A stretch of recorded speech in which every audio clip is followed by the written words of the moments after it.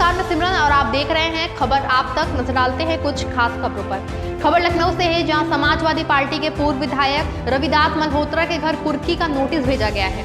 आपको बता दें, कई वर्ष पूर्व हसनगंज इलाके में स्थित लखनऊ विश्वविद्यालय में विधायक ने तोड़फोड़ की थी। यूपी के जनपद संभल के AIMIM के जिलाध्यक्ष शहजाद खान ने महामहिम राष्ट्रपति को संबोधित एक ज्ञापन जिलाधिकारी रंजीव रंजन को SP चकेत मिश्र की मौजूदगी में सौंपा, जिसमें कहा गया है कि मौलाना करीम सिद्दीकी एक जाने माने मुस्लिम धर्मगुरु हैं। उन्होंने हमेशा देश के कानून व संविधान को सर्वोपरि रखा और देश की सभी जाति एवं धर्मों की हमेशा इज्जत की। उन्होंने अपने विद्यार्थियों को यही शिक्षा दी है कि उनके द्वारा कभी भी किसी व्यक्ति विशेष, धर्म अथवा समुदाय के खिलाफ कोई विवादित आपत्तिजनक बयान नहीं दिया है। मौलाना कलीम सिद्दीकी साहब को जो गिरफ्तारी हुई है, उस गिरफ्तारी को लेकर हमने जिलाधिकारी के माध्यम द्वारा महामहिम राष्ट्रपति को एक ज्ञापन भिजवाया दिया है, जिसमें ये गुजारिश की गई कि जल्द से जल्द उन्हें छोड़ने की।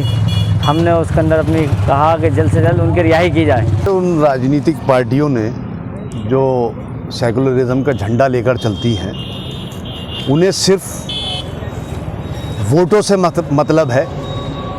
हिंदुस्तान के अंदर क्या हो रहा है, किसके साथ ज़्यादती हो रही है, दलित के साथ ज़्यादती हो रही है, मुसलमान के साथ ज़्यादती हो रही है, उन्हें इस चीज़ से कोई मतलब नहीं। ये ठेका असदुद्दीन ओवैसी के ऊपर है कि कोई भी बात, किसी भी मसाइल के ऊपर अगर कोई कमज़ोर के साथ और दलित के साथ और मुसलमान के साथ अगर कोई बात होती है, तो सिर्फ ऐवान पार्लियामेंट से लेकर हिंदुस्तान की गलियों तक एक ही बात बुलंद होती है, जिसका नाम असदुद्दीन ओवैसी है। यूपी के जनपद फिरोजाबाद की पुलिस द्वारा लूट करने वाले गैंग का पर्दाफाश हुआ है, जिसमें हगवे किनारे लूट करने वाले गैंग को पुलिस ने पकड़ लिया है।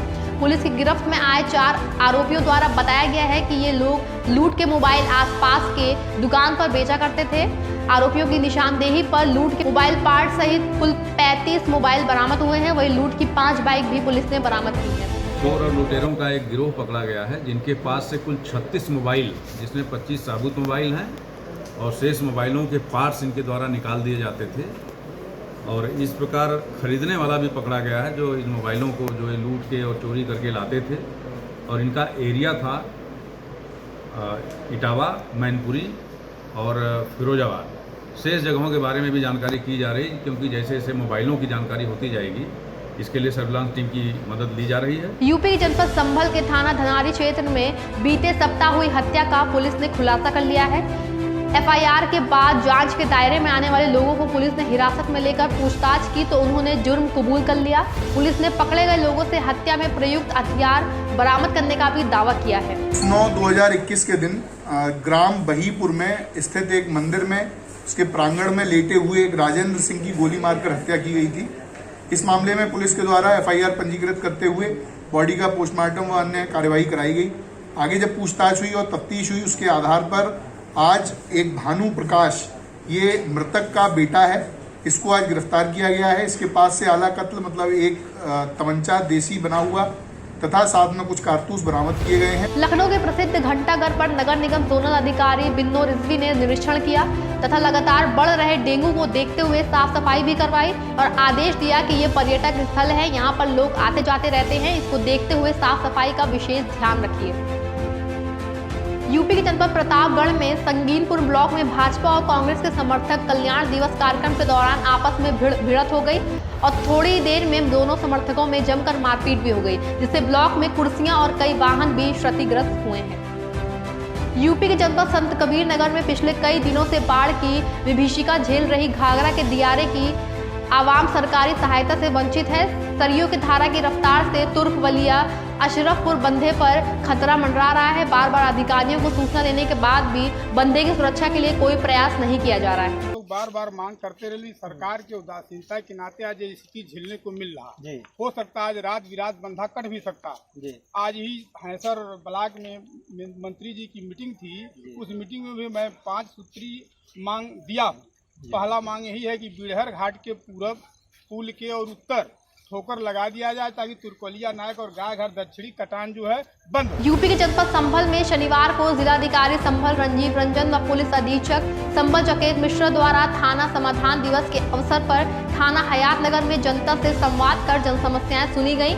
निस्तारण हेतु संबंधित को आवश्यक दिशा निर्देश दिए गए। जिलाधिकारी ने बताया कि उनके पास 14 शिकायतें आई, जिनमें से 2 शिकायतों का समाधान किया गया है। बाकी 4 शिकायतों के लिए टीम को भेजा गया है। बाकी की शिकायतों पर जांच के बाद कार्रवाई की जाएगी।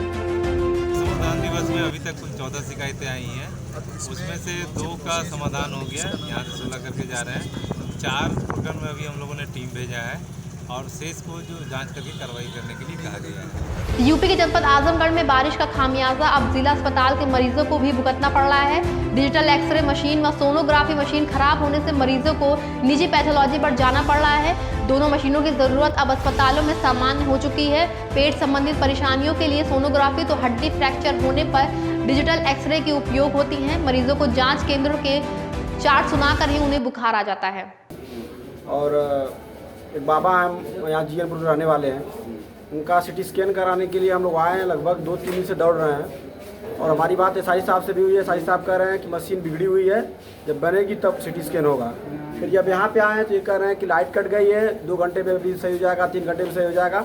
काफ़ी देर से हम लोग परेशान हैं। वैसे तो आगरा शहर के हर अधिकारी, हर विभाग का कर्मचारी स्वच्छता का बड़ा ही ध्यान देने की बात करते हैं, लेकिन हकीकत कुछ और ही नजर आती है। तो चलिए आपको लेकर चलते हैं एक नज़र यमुना पार क्षेत्र के रामबाग पुल के नीचे बने होटल पर। गंदगी के बीच खाना बनाते हुए होटल वालों पर नजर डालते हैं तो पता चलेगा कि शहर में स्वच्छता का कितना ध्यान रखते हैं। न जाने इन होटलों पर जो गंदगी के बीच बीच खाना बनकर लोगों को खिलाते हैं, उनसे कितनी बीमारियां फैलती होंगी।